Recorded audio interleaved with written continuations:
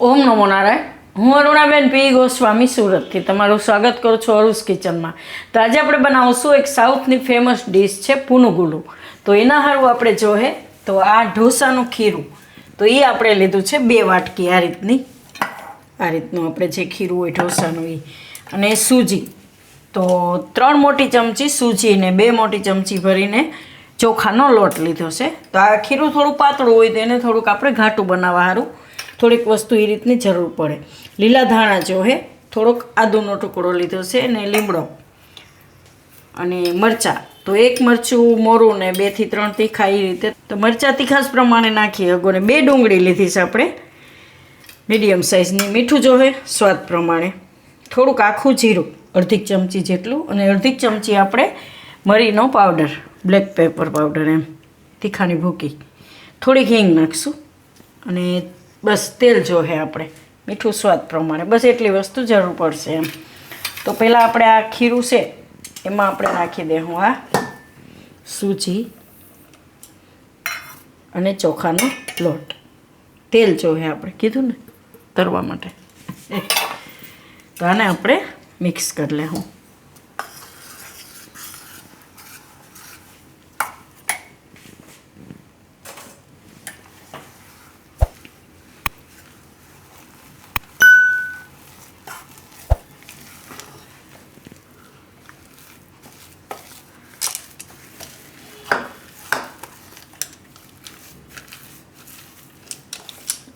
આમાં મિક્સ કરી લઉં. હવે થોડીક વાર એને રહેવા દેવું આપણે સાઈડમાં. તો એને હાથથી એકદમ મિક્સ કરી લઉં એટલે એકદમ થઈ જાય મિક્સ.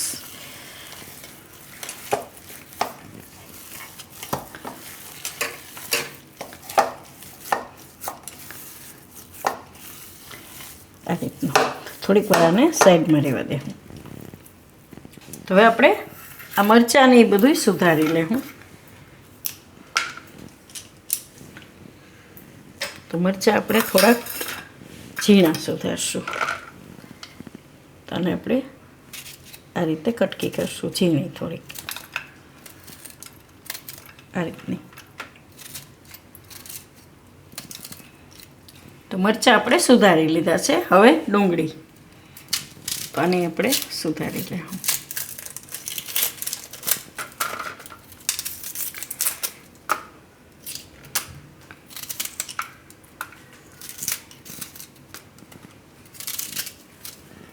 આ રીતની મીડિયમ.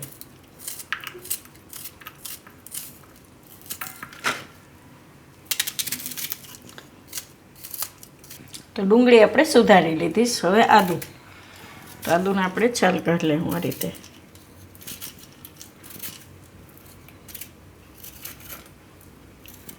તો આદું છે એને આપણે ડાયરેક્ટ આમાં જ છીણી લેવું.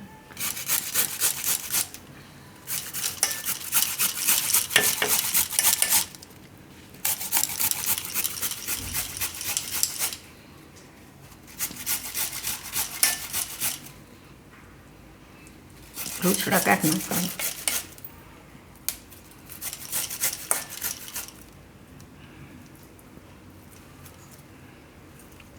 નહીં નાખીએ આપણે.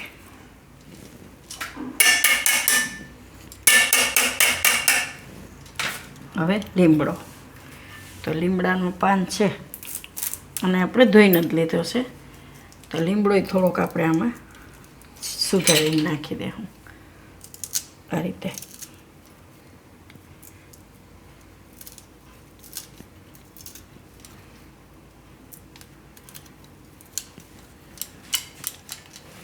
હવે પહેલાં તેલ ગરમ મૂકી દઈશ. તો બીજી બધી તૈયારી કરીએ ત્યાં તેલ ગરમ થઈ જાય. હવે આમાં બીજા મસાલા નાખી દે. હું તો આ તીખાની ભૂકી,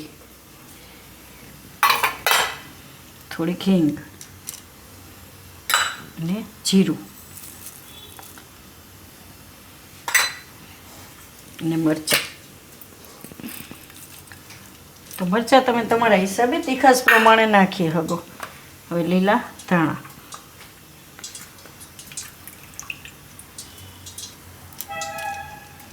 અને ડુંગળી.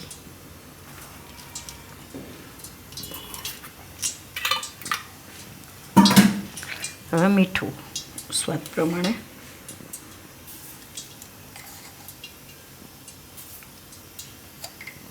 હવે આ બધું આપણે મિક્સ કરી લેવું હાથેથી એકદમ. જરૂર પડે તો થોડુંક પાણી નાખી દેવાનું.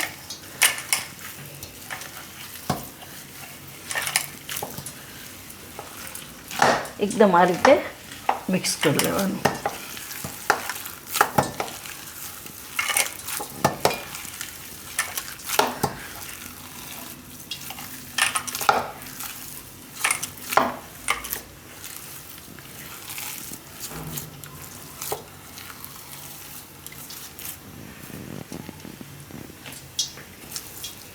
થોડુંક હાથમાં પાણી આપણે લઈને મિક્સ કરી લેવું બધું આ રીતે.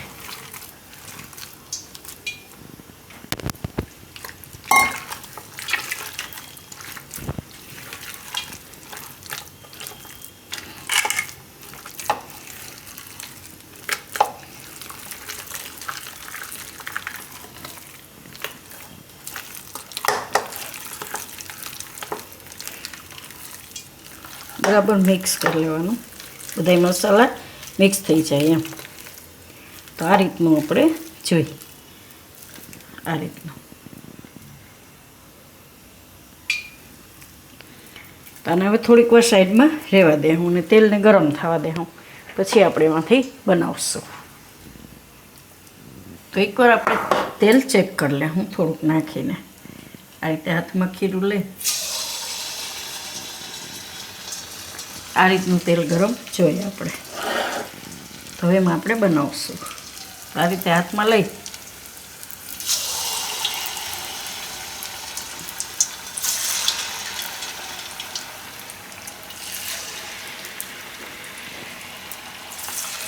તેલ ધીમું કરી દે હું.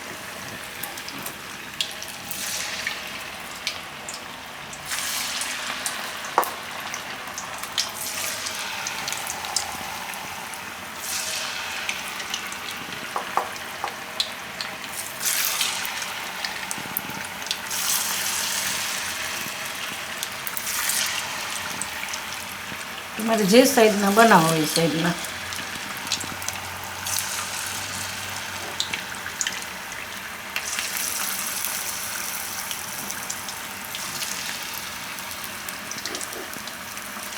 એકવારમાં જેટલા આવે એટલે નાખવાના.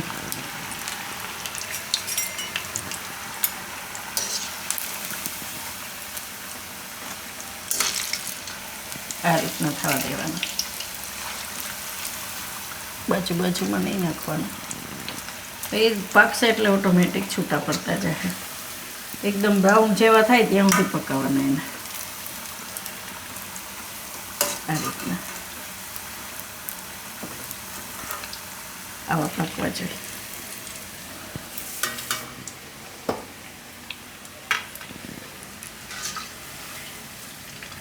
એ તો આપણે સ્ટાર્ટિંગમાં નાખ્યું હતું જે તેલ ચેક કરવા માટે એ છે. આને પકાવી દે હું આપણે થોડાક હજી બ્રાઉન જેવા થવા દે.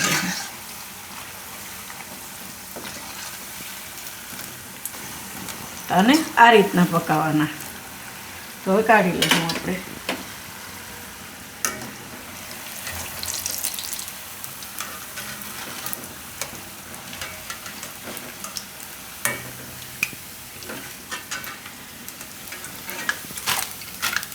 એકદમ સરસ લાગે ખાવામાં.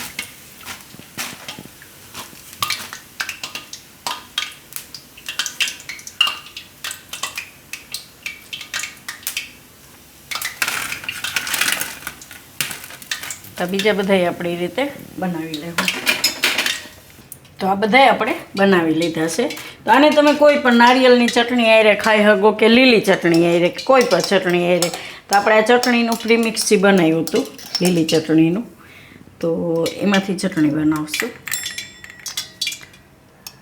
આને તમે બનાવીને ફ્રીજમાં રાખી દો 8-10 દિવસ સુધી કંઈ નહીં થાય. અને આની રેસીપી તમને અરુસ કિચનમાં મળી જાય એમ. લીલી ચટણીનું પ્રીમિક્સ. થોડુંક પાણી નાખી દેવાનું એમાં, કંઈ નથી કરવાનું બીજું. આપણે આમાં મિક્સ કરી લેવાની. જેવી તમારે જાડી પાતળી કરવી હોય એ પ્રમાણે પાણી નાખી શકો.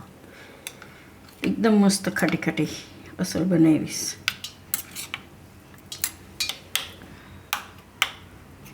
ઇન્સ્ટન્ટ બની જાય ફટાફટ. આપણે જે રીતે રાજકોટની ચટણી કેવી આવે લીલી, રાજકોટની ફેમસ ચટણી એની રેસીપી આપણે મૂકી જ છે. એની આપણે આ રીતે ઢીલી કરીને જ ખાવાની હોય છે. આને આપણે મૂકી દેવું.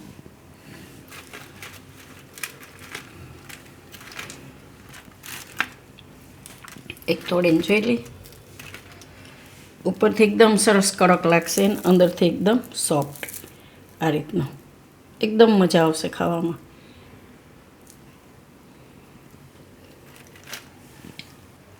તો તૈયાર છે આપણા સાઉથ ઇન્ડિયાના સ્પેશિયલ પુનુગુલુ. તો જો તમને મારી આ રેસીપી પસંદ આવી હોય તો એને લાઇક કરજો, શેર કરજો અને મારી ચેનલને સબસ્ક્રાઈબ કરજો અને બેલ આઇકન દબાવવાનું ના ભૂલતા. કમેન્ટ કરીને કહેજો કે તમને કેવા લાગ્યા આ પુનુગુલુ.